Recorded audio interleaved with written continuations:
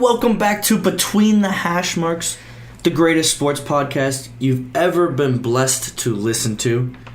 I'm Sean McCabe, here with the one and only James Kogelek. James, how the hell are you today? I am exhausted, to say the least, but fresh state of mind here, doing the cast. Let's get this thing rolling. Cool. Remember to like us on Facebook, subscribe to us on YouTube. You can also email the show at bthashmarks@gmail.com. You can also listen to us on iTunes and the iTunes podcast app. We have an absolutely loaded show for you today.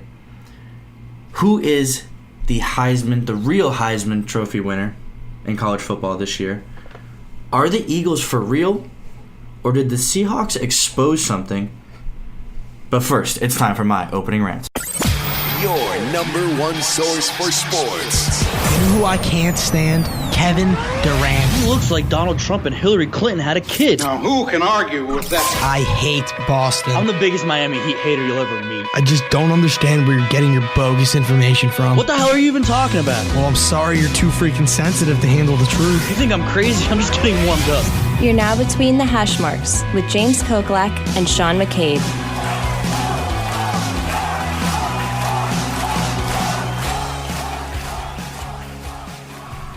We love to criticize the College Football Playoff Committee.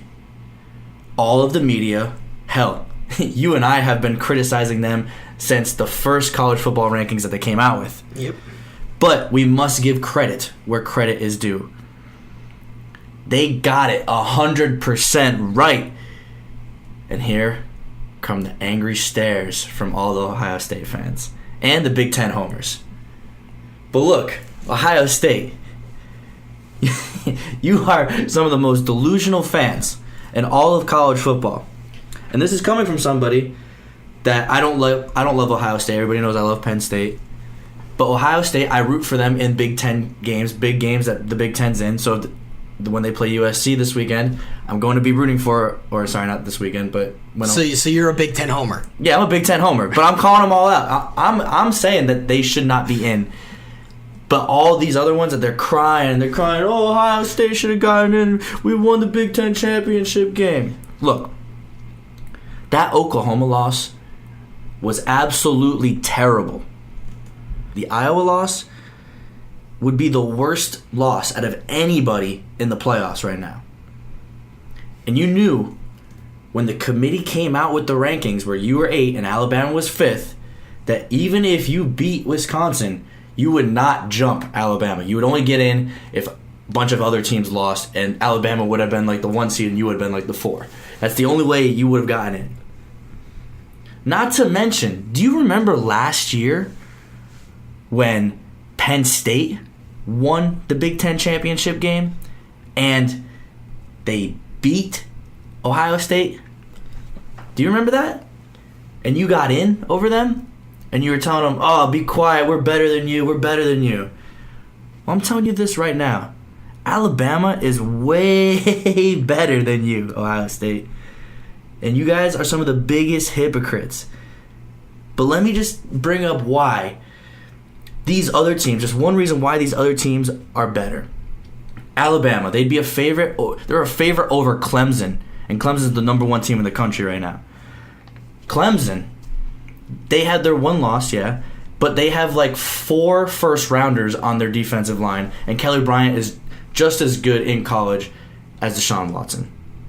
Oklahoma, Baker Mayfield, probably one of the best players in college football right now, dominating everybody he plays, and he's dominating against his rivals. The rivals. He destroyed TCU twice. And Georgia, great wins all around, 1 bad loss, and they avenged it. You guys, you have a nice win over Penn State. You should have lost that game. And, like, what else do you have, really? I mean, you beat Wisconsin, but Who did Wisconsin play? Exactly. James, tell me what you think about all of that. Well, let me add to a couple of those things. Not only is Baker Mayfield lighting up college football, he already lit up Ohio State on the year. There you go. So you can't do that. And then Ohio State can't get in over Oklahoma. That would make no sense. And I love the Georgia point. They avenged the only loss that they had this year, and I really truly thought they were going to lose to Auburn again because Auburn had looked like the real deal. It shows you how tight the SEC really is in the top 3 teams, Georgia, Auburn, Alabama. And what do you think Dabo Swinney is thinking? That he thought he was going to avoid Alabama altogether. And now here he is. He's got to play him in the semifinals. And he's an underdog as the number 1 team. What do you think he's thinking? I'm thinking that he's thinking, wow, I really wish Alabama was the 3 seed at least, so I could, avoid them for one game. Hopefully Oklahoma or Georgia can beat them. That's what I'd be thinking, because Clemson really gets the short end of the stick here, because now they go from either playing Ohio State or Wisconsin to really potentially the team who should be number 1, and the only reason they're not is because they didn't play for a conference championship.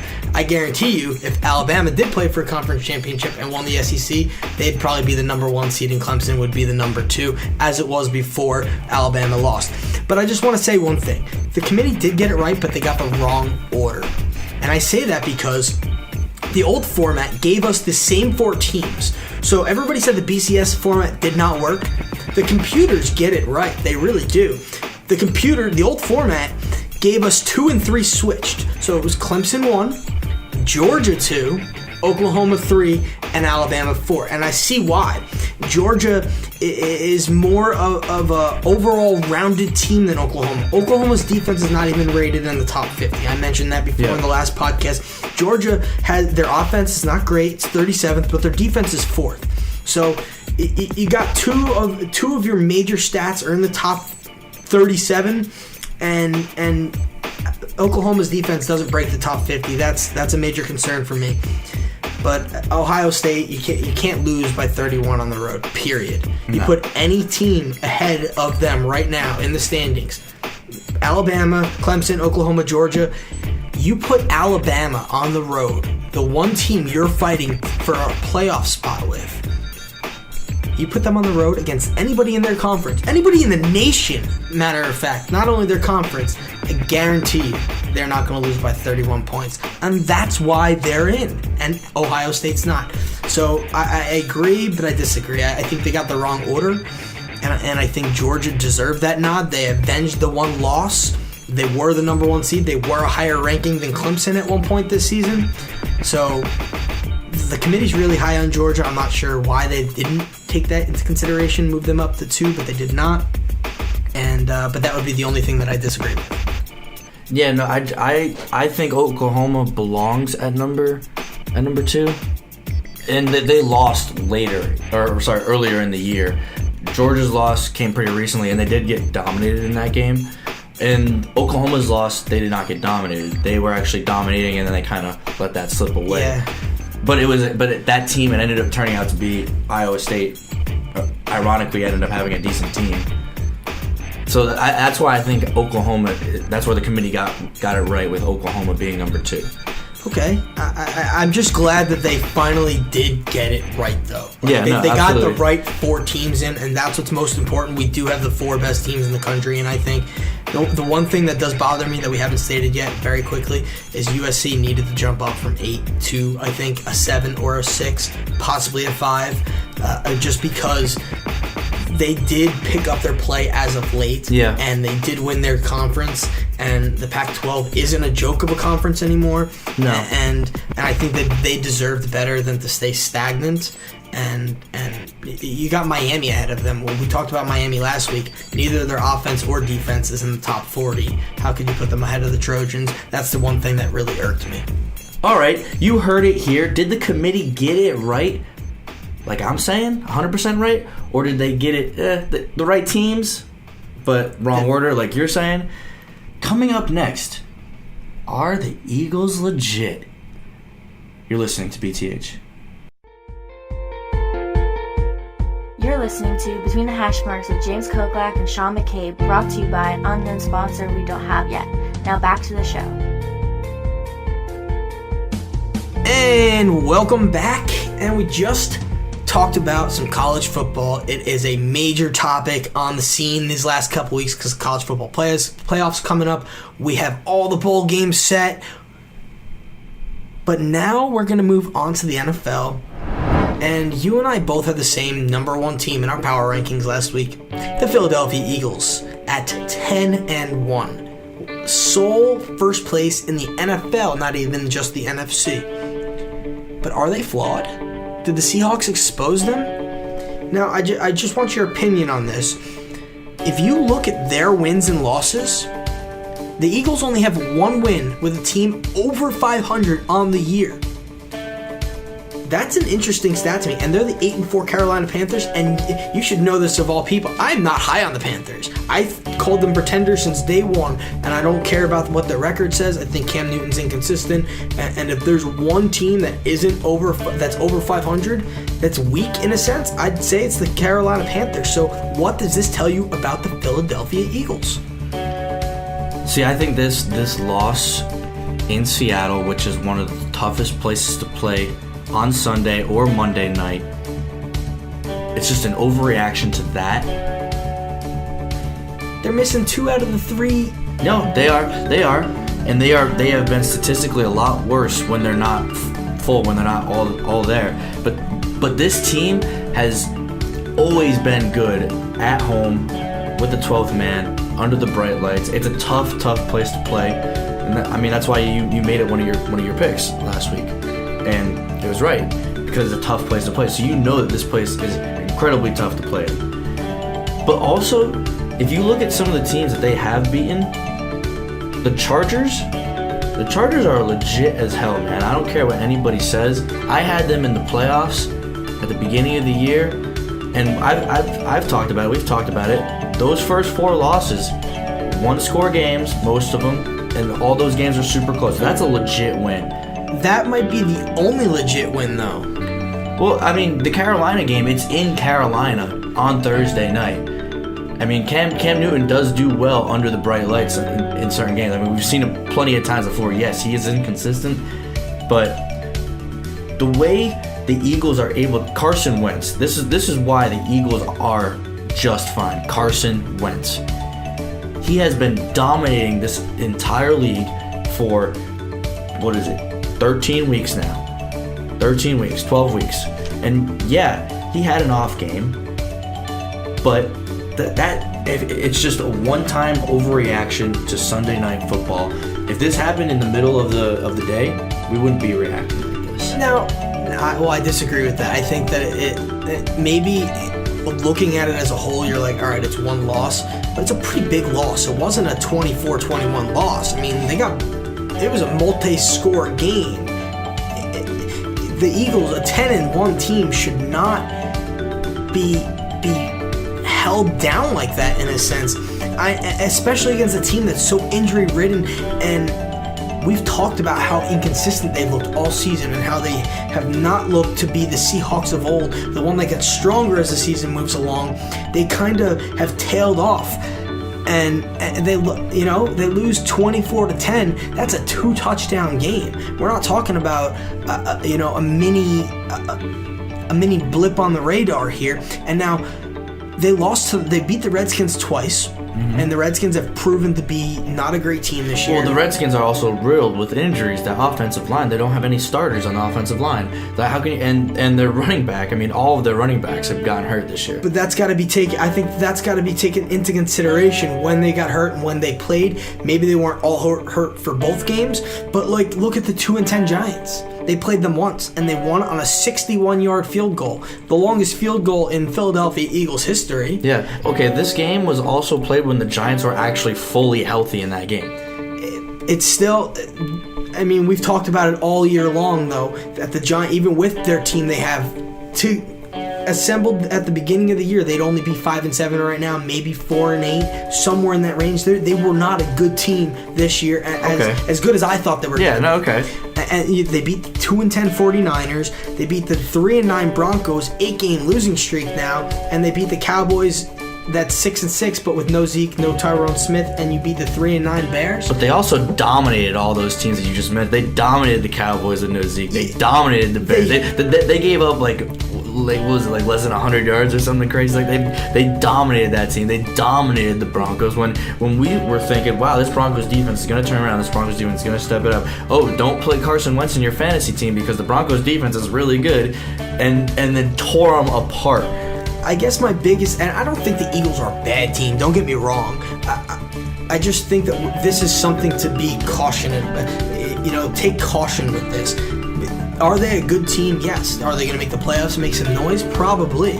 But it's just a little weary for me that, yes, they're dominating all these really bad teams, but when they face a good team like the Seahawks, it's a 2-touchdown game, and they still have, I guess the tail is out to tell still. They still have the Rams and Cowboys with Zeke as 2 of their 4 games remaining to play. Those games should be tough. See, I think that they will. I think they'll have everything wrapped up with where they want to. They're not going to try against the Dallas Cowboys.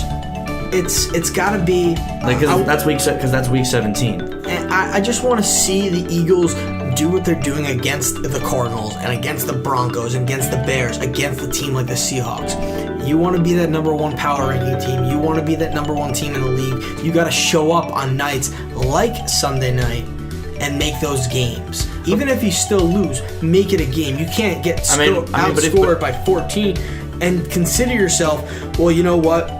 We just got beat.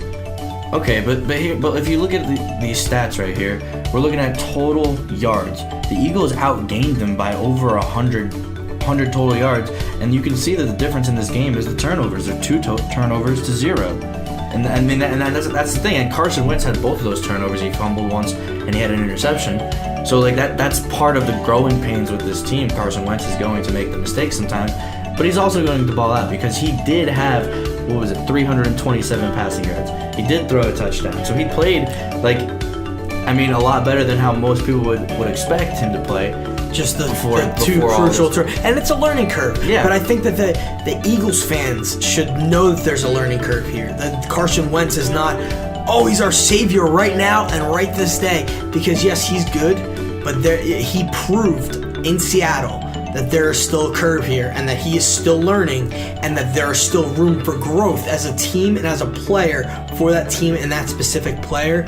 And that I didn't really take into consideration, but now looking at their schedule and seeing who they played and who they beat, that's something that I've definitely taken into consideration. I also want to just mention this defense, the front 4 is really good, but the secondary for this team is not that good at all for the Philadelphia Eagles, and they've had injuries, but we've expected teams to take advantage of it, but they just haven't been.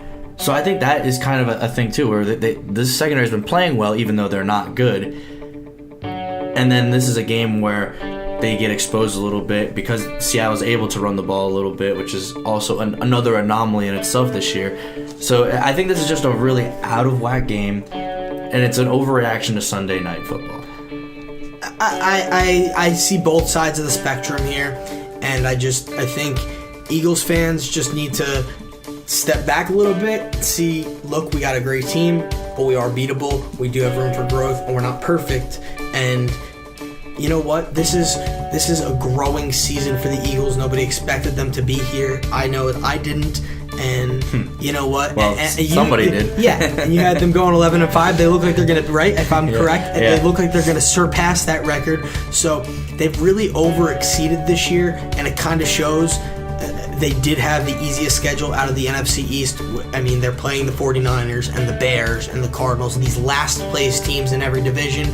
That'll change next year. So I think moving forward, it's only going to get tougher for the Eagles, and their true colors as a team will continue to show as we move forward. And we'll know if this Seahawks loss is more of this Philadelphia Eagles team or if weeks 1 through 12 per se is really who this team is. All right, yeah, no, I can get behind that. This loss, though, I think is good for this team because I think it is a wake up at the right time. But coming up next, who deserves the Heisman Trophy in college football? You're listening to BTH. You're listening to Between the Hash Marks with James Koklak and Sean McCabe, brought to you by an unknown sponsor we don't have yet. Now back to the show.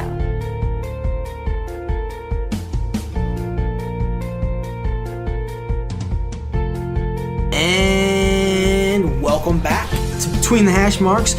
I'm James Koklak here with Sean McCabe, and we've had a pretty good show so far today. We've talked about college football. Did the committee get it right? Are the Eagles for real, or are they pretenders at 10-2? I know it's pretty crazy to ask over just one loss, but I mean there were some valid points there. And now, quickly, do you put New England ahead of Philly right now? As we speak right now? Yes, I do. Okay, continue. On the sole purpose of experience, and the Eagles have finally shown that they are capable of losing and that they are vulnerable at certain points of the game and playing in certain things like that. And what about Minnesota? Minnesota jumps up to the number 1 seed in my opinion. Okay. They have looked phenomenal all year round, no matter who they're playing, who's playing quarterback, no matter what the deal is, that they continue to get it done. And my rankings changed a little bit. I would go Minnesota 1, New England 2, Pittsburgh at 3, and Philly at 4. Okay, all right, continue. But so I want to jump into more college football here. At the beginning of the season, we set out 2 picks, 1 each, for who was going to win the Heisman Trophy. Well, the day has come this Saturday. We will find out who's going to take home the Heisman. But funny enough, it's neither of the players we thought it was going to be, who were really, honestly, the favorite at the beginning of the season. Saquon Barkley was your pick out of Penn State, and he looked like he was taking it home halfway through the season. Week 7, I was like, oh, I got this in the bag. and you know what? Sam Darnold, he kind of had an off year. I think he was thinking about going to the Cleveland Browns all year, and how he didn't want to, so he kind of tailed off. Yeah. Well, who knows? But he actually looked pretty good at the end. But he's not even in contention. At least Saquon Barkley is 6th on the list, but he is the 4th running back, which is pretty odd. Yeah. But who do you think should win the Heisman? Dude, it's pretty easy. It's Baker Mayfield. He's going to win by a landslide. Yeah, no, I don't think it's going to be close. I think I was just looking at the bet for it, and it's like you have to bet a ridiculous amount of money. I think you have to bet like $16 to win like $1 back right now. So, and you know what? It makes total sense. Now, I just want to give you these 2 crazy stats that I saw. He's only the 7th person ever to finish in the final 5 3 times, joining Doc Blanchard, Glenn Davis, Doak Walker, Archie Griffin, Herschel Walker, and Tim Tebow. And it's only the 11th time we've had 3 finalists instead of 5. And every single time, the first place winner has won by a landslide. Yeah, no, he's first in completion percentage this year. He's first in passer rating this year. He's 2nd in passing yards. He's 2nd in touchdowns. He only has 5 interceptions. He's torched the rivals. He's dominated TCU twice, which is probably their biggest games. Dominated Oklahoma State. And I love Barkley. I thought I had this week 7, week 8 in the bag. But he just didn't get the job done the last couple of weeks, so I can't give it to him. And Lamar Jackson, great college player, but it's laughable that people are even considering this, that people are even entertaining this. And I've talked to a lot of ACC guys, and they're like, oh, Lamar Jackson, bro, Lamar Jackson. Dude, no, not at all. It's all about Baker Mayfield.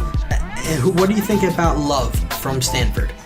I mean, I like him, but I'd also, as much as I just ripped on Lamar Jackson, I think he's miles ahead of Love. So, like, as far as production this year and just meaningfulness to a team and meaningfulness. In reality, there's nobody that's really in contention. This is just a one-man show, and Love and Jackson shouldn't even be invited in reality. No, it's true. And if like I was going to rank it, I'd put Mayfield all the way at the top of the hill, Lamar Jackson halfway down, and then Bryce Love and everybody else at the bottom. So I want to throw a couple of the stats, as you said. Okay. He's had remarkable stats this year. You said that he's first in yards thrown this year. He's thrown for 4,340. First in completion percentage, or second in yards thrown. Yeah. First in completion percentage, 71% on the nose. Yeah. That is insane. While he's averaging 11.76 yards per pass, that's just phenomenal. He's thrown for 41 touchdowns, only the 5 interceptions, and his quarterback rating is at 203. How is that even possible? His raw QBR is at 91.3. He also has 85 rushing attempts on the year. I mean, he's not averaging a great number there. It's only 310 yards, 3.6 per, but his arm makes up for it. I mean, this team, he leads the number one offense in the league. 44.9 points per game. They've scored 584 points in 13 games. The offense averages 367 yards just in the air per game. Most NFL teams don't even put up that as passing and rushing. And 215 rushing yards per game. And you know what? They don't get that much if Baker Mayfield isn't Baker Mayfield. It all goes hand in hand. A grand total of 583 yards per game on offense. This offense has scored 75 touchdowns this year. And guess what? Baker is responsible for 46 of them. I mean, it's pretty impressive. I mean, he's not only is he the best college quarterback right now, but I think he's the best college football player right now. And Ohio State fans, we haven't forgot about JT Barrett. Yeah, he doesn't even belong here. Continue. No, he doesn't. He doesn't. JT Barrett's a great player, but he does not belong here. He's a different type of player. He's more of a Baker Mayfield is an electric player. People resemble Johnny Manziel a little bit. JT Barrett kind of reminds me of that quiet, just gets the job done, but more of the, what's the word I'm looking for? He just kind of seems to do everything in his own way, and it's nonchalant. You know what I mean? I don't think he's really progressed. I mean, he played well in the two biggest games he's had this year, but he looked terrible when he should have been looking good. And his best year was his freshman year. He's only gotten worse every year. Yeah. So, and we can't forget that the year that they won the national championship, he was the quarterback up until he got hurt. Yeah, up until the three most important games. Yeah, and Cardell Jones took them home. So he really didn't even win them. And don't get me wrong, but I truly think that Alabama wins that game if JT Barrett's playing. Yeah, you can make that argument that Cardell Jones had an amazing game against Wisconsin in that Big Ten championship game, which is why they had 2 losses that year and they jumped all the way up. And that's why maybe they were pissed off this year that they didn't do this. But if JT Barrett was playing in that game, they might not have won whatever, it was like 41-0. They might have only won like 24-7 or something like that. And then they don't even jump up and in. Exactly. And then you know what? Alabama's probably in the championship 3 years in a row, because I think they would have beat anybody else that year except for Ohio State, who proved to win it all. Yeah. So we both agree Baker Mayfield will win the Heisman. That's it. I mean, there's nothing else to it. So, but guess what? On Friday, we have a loaded show for you. We have more college football talk. We're going to change things up a little bit because we have not only one, but 2 guests, 2 senior analysts coming on the show this Friday. Make sure you're listening live right here on BTH.